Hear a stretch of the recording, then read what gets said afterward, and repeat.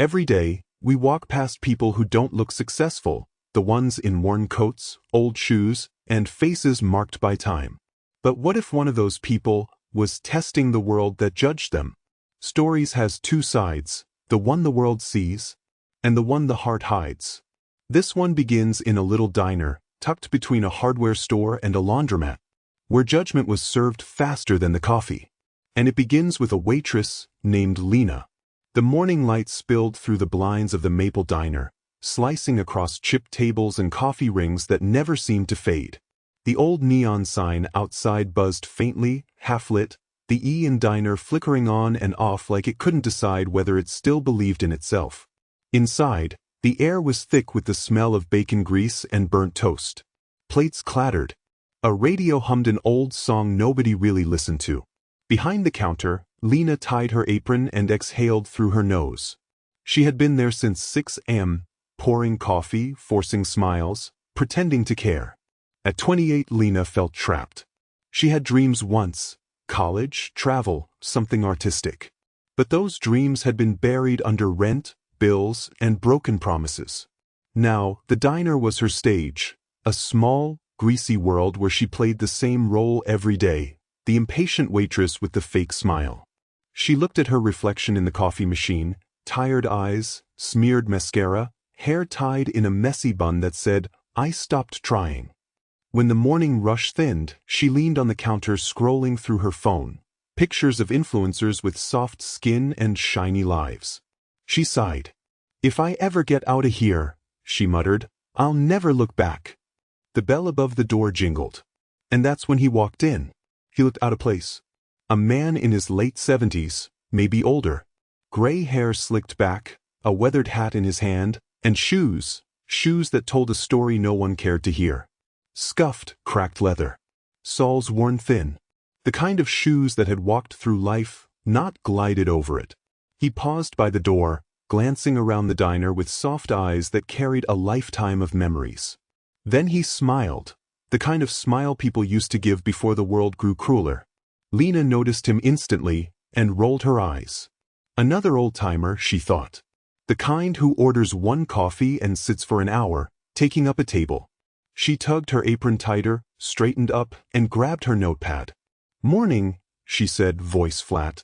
"Sit wherever." He nodded politely and shuffled to the booth by the window, the same one people usually avoided because the heater underneath was broken. When she approached, he greeted her gently. "Good morning, miss.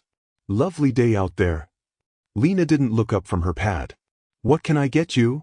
"Just a cup of coffee, please." And, do you still have that apple pie? The one you used to make fresh every morning?" Lena blinked. "That was years ago. We just serve whatever's left now." He nodded. "That's all right. Coffee will do just fine." She scribbled down the order, already bored. When she walked back to the counter, her coworker Maria leaned in with a smirk. "What's with the look?" Maria asked. "Nothing," Lena said. "Just another one of those guys who probably tips in nickels." They both laughed quietly, the kind of laughter that cuts without leaving a mark. The old man sat quietly, hands folded on the table, eyes tracing the window fogged by cold air. When Lena placed the mug in front of him, he smiled again. "Thank you kindly." She barely nodded, walking off before he could say more. But as he sipped, something about him stood out. Not his clothes, not the shoes, but the way he looked at the room. Like he knew it. His gaze moved from the old jukebox in the corner to the counter stools, to the framed photograph on the wall, a black and white image of the diner from 50 years ago. His lips curved upward, nostalgic. That photo meant something to him. Time ticked on. Customers came and went. The man stayed, never bothering anyone, never raising his voice. He just watched. Thought. Remembered. Lena checked the clock. 10:47, almost break time. She walked past his booth again and noticed the tip, 2 crumpled dollar bills and a few coins. She frowned. "Called it," she muttered to Maria. "Coffee and change crowd." Maria shrugged. "Still better than nothing." Lena rolled her eyes. "Barely." What Lena didn't know was that someone else in the diner had noticed her attitude. A young couple near the counter exchanged glances, whispering quietly about how she'd treated the old man. But Lena didn't care. She was too busy calculating tips and scrolling through her phone again. When she looked up, the old man was gone. The booth empty, save for the half-finished coffee and the small tip.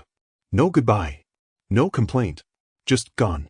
And yet, something about it felt different. The air seemed to shift, like a chapter had quietly ended.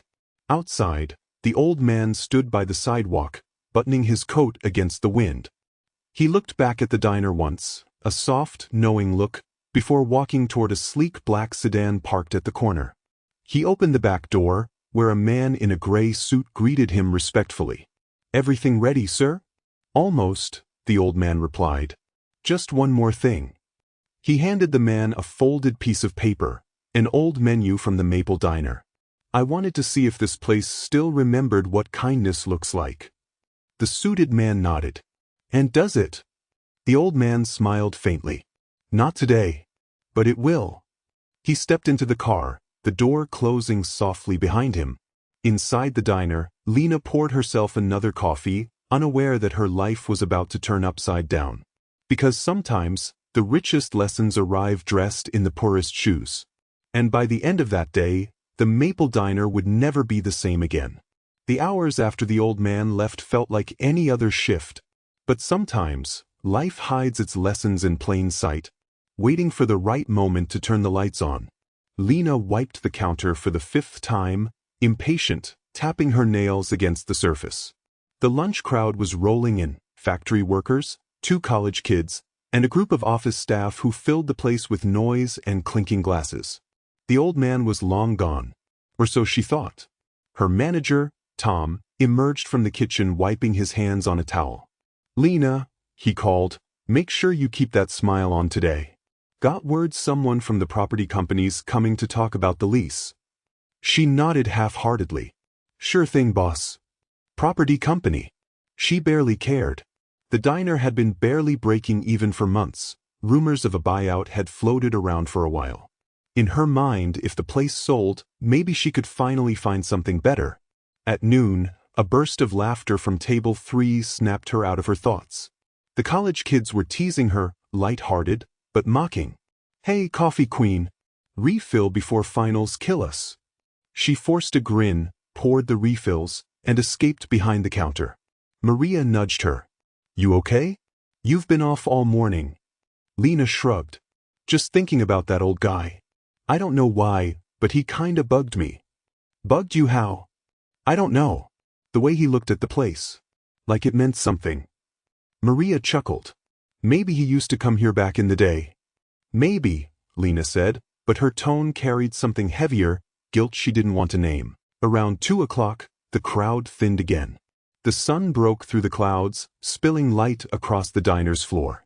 Lena leaned on the counter, flipping through the old menu she kept tucked under the register. The Maple Diner, EST 1958. Homemade apple pie, $1.25. The same pie the old man had asked for. She sighed and shook her head. Guess he really did remember this place. Then, the bell over the door chimed. A black sedan stopped outside. The same one that had been there that morning, though no one recognized it yet. 2 men in gray suits walked in. They carried briefcases and that polished air of people who never had to rush. Tom hurried out, wiping his hands again. "Gentlemen, you must be the buyers. Welcome, welcome." Lena froze mid-motion. "Buyers?" She straightened her apron. The men shook Tom's hand, glancing around the diner with businesslike precision. One of them said, "Our client wanted a final look before closing the purchase. He should be here shortly." Tom's eyes widened. "He's coming here? Today?" "Yes," the man replied. "He insisted." Whispers spread like smoke. Maria leaned over the counter, whispering, "Do you think it's the same group that's been buying all those properties downtown?" "Probably," Lena murmured. "Maybe they'll finally bulldoze this place." She smirked, but it didn't reach her eyes. Something about the timing felt strange. Then, the door opened again. The same sound as before. The same slow creak of wood and brass. And there he was. The old man. Same coat. Same hat. Same tattered shoes. But this time, Everyone stood a little straighter, because behind him, the suited men did too. Tom blinked in surprise. Sir? Can I help you?"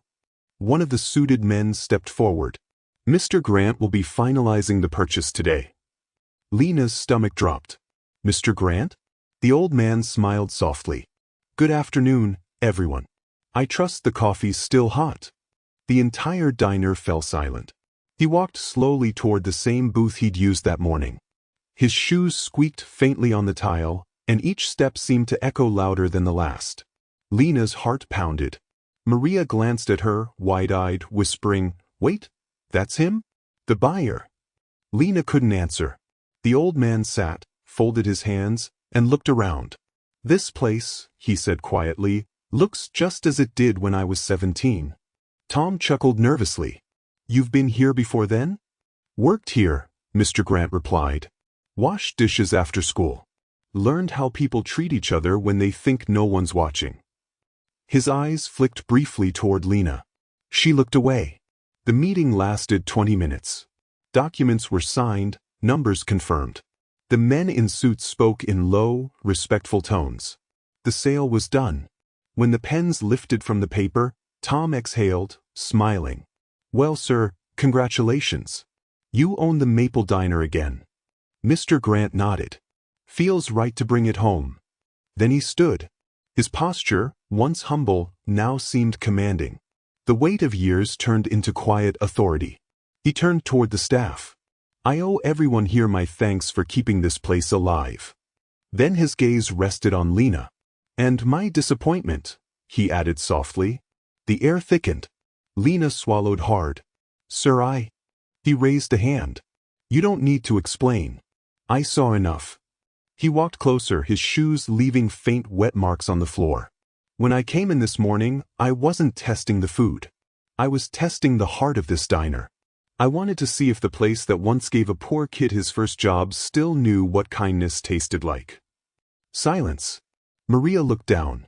Tom stared at the floor. Mr. Grant continued, his voice steady. "Kindness, it seems, has gotten more expensive." Lena's throat tightened. "I didn't mean." He smiled sadly. "I know you didn't mean to hurt anyone. But that's what makes cruelty so common, doesn't it? Most people never mean it. They just forget what it feels like on the other side." Her eyes glistened. "Are you going to fire me?" "No," he said after a pause. "That would be too easy." He turned to Tom. "She stays. But not as a waitress." Lena blinked. "Then what?" He gestured toward the back door leading to the kitchen. "The dish station. The same place I started." Her breath caught. Poetic silence filled the room. The suits shifted awkwardly. Maria looked stunned. Tom nodded slowly. "Yes, sir." Mr. Grant looked around one last time. "Maybe when she's done there, she'll remember that every plate, every cup, every person deserves respect." He placed a crisp envelope on the counter, his first act as owner. "These are bonuses for the staff. Except for me, of course." Then, with that same calm grace, he tipped his hat and walked out into the daylight. Outside, the sedan door closed behind him, and the engine purred away down the street. Inside, no one spoke for several minutes. The radio hummed softly, an old song about second chances. Lena stared at the dish station door, the clatter of water and soap echoing faintly from within. She untied her apron, walked toward the sink, and picked up a plate. The water was cold, but it felt cleansing. As she worked, her reflection in the stainless steel warped and shimmered, an image of someone learning humility the hard way. Sometimes, justice doesn't shout.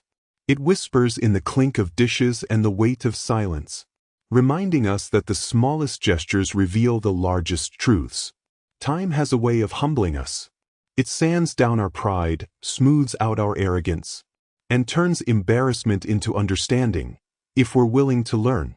3 months had passed since that day. The Maple Diner, once a weary roadside stop, now gleamed with quiet life. The coffee smelled fresher, the booths were newly polished, and a gentle warmth lingered in the air that hadn't been there before. But the biggest change wasn't on the walls. It was in Lena. Gone was the impatient girl behind the counter. The one who rolled her eyes at customers, mocked what she didn't understand, and hid her insecurity behind sarcasm. Now, she stood by the sink, sleeves rolled up, apron faded from endless scrubbing. Her hair tied back, her hands red from soap, but her expression calm, centered. Each plate she washed told her something. Each cup reminded her of her mistake. Maria often joined her after hours, helping with cleanup. She'd glance at Lena and shake her head. "You're not the same girl who started here," Maria said one evening. Lena smiled faintly. "I hope not." Maria leaned against the counter. "You think he'll ever come back?" Lena looked toward the window. Outside, the sun was setting in streaks of orange and gold. "I don't know. But if he does, I hope I'll have the courage to thank him." The diner's regulars started to notice, too. The same college boys who once teased her now greeted her with respect. Factory workers called her Miss Lena, leaving bigger tips than before. One afternoon, an elderly woman came in with her granddaughter. Her hands trembled as she counted her coins. Lena didn't hesitate. She smiled gently, slipped the change back, and said, "The pie's on the house today, ma'am." The old woman's eyes welled up. "Thank you, dear. Not many kind souls left these days." Lena nodded quietly. "There are. Some of us just needed to remember how to be one." Word began to spread, about the waitress who'd changed, about the diner that suddenly felt like home again. And somewhere in the city, Mr. Grant heard about it too. One cold morning in late November, the bell over the diner's door rang again. The kind of sound that makes your heart skip because it carries memory with it. Lena turned, expecting another customer. But when she saw who it was, her breath caught. The old man. Still in his long coat, though cleaner now. His shoes, new, polished, yet humble. He walked in slowly, nodding to Maria and the others before stopping by the counter. Lena froze, then quickly set down the plate she was drying. "Mr. Grant," she began softly. He smiled. "I was passing through. Thought I'd see how my favorite diner's doing." She swallowed. "It's better, sir. Thanks to you." He looked around, eyes glinting with quiet pride. "I can see that." For a moment, neither spoke. The sound of a sizzling griddle filled the silence. Finally, Lena stepped closer. "I wanted to apologize again, for that day." He nodded gently. "You already have." She hesitated. "No. That day, I mocked something I didn't understand. I thought tattered shoes meant a tattered life. But I was wrong. They meant miles walked, struggles survived, stories lived." Her voice trembled. "You taught me more in one moment of shame than anyone else ever did." The old man's eyes softened. Then the lesson wasn't wasted. He paused, then smiled faintly. "You know, when I worked here as a boy, the owner told me, every diner has two menus. One for the stomach, one for the soul. Feed both, and you'll never go hungry." Lena nodded, eyes wet. "I think I finally get that now." He reached into his coat pocket and placed a folded piece of paper on the counter. "What's this?" she asked. "Your promotion," he said simply. "You've earned it." Her brows furrowed. "Promotion?" Mr. Grant's voice softened. "You've been managing the kitchen well. Staff morale is up. Customers are returning. It's time someone took over officially." Her mouth fell open. "You mean manager?" He smiled. "No. Owner." The room froze. Even Maria stopped mid-step. Mr. Grant continued, "I'm moving on. The diner deserves someone who knows what it means to lose, learn, and rebuild. I've signed it over to you." Tears filled her eyes. "Sir, I can't accept that." "You can," he said firmly, "because you already have. The moment you washed that first plate with humility, you began owning this place in spirit." He turned toward the door. "I have other roads to walk now." Lena stepped forward. Will I ever see you again?" He smiled. "Maybe. But remember this, don't judge anyone by the wear on their shoes. Judge them by how far they've walked in them." And with that, he tipped his hat one last time and stepped into the cold morning light. Lena stood there for a long while, holding the papers in trembling hands. Outside, she watched him walk away down the same street he'd once entered as a nobody. Now she knew better. That day, the girl who once mocked an old man's shoes, finally understood the weight of every step he had taken. She didn't just inherit a diner. She inherited his lesson. That evening, as the lights dimmed and the open sign flipped to closed, Lena took off her apron, now embroidered with a new tag. Lena Grant, owner. She smiled softly and whispered to the empty room, "Thank you, sir, for teaching me how to walk in better shoes." Injustice met humility. Humility met growth. And growth, in the quiet end, became justice. Viewers, what is your experience and inspiration in this story? Let me know in the comments section, and if you'd find this story fascinating, kindly subscribe to Hidden Tales Stories for more.